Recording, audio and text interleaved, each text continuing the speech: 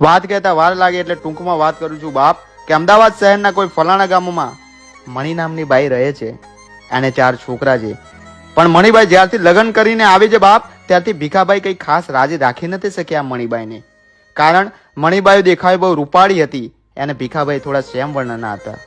એટલે વારે વારે વહેમ કરતા અહીં નહીં જવાનું ત્યાં નહીં જવાનું, પેલા જોડે કેમ વાત કરે.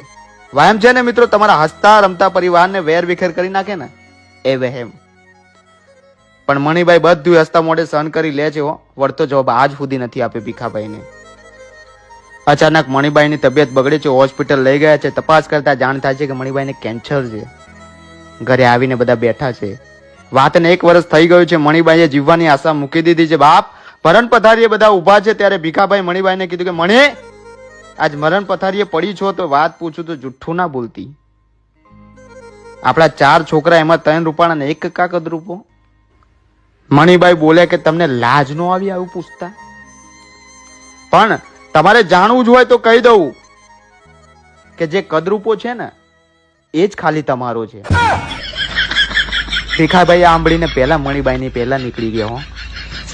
મણીએ જબરું કર્યું.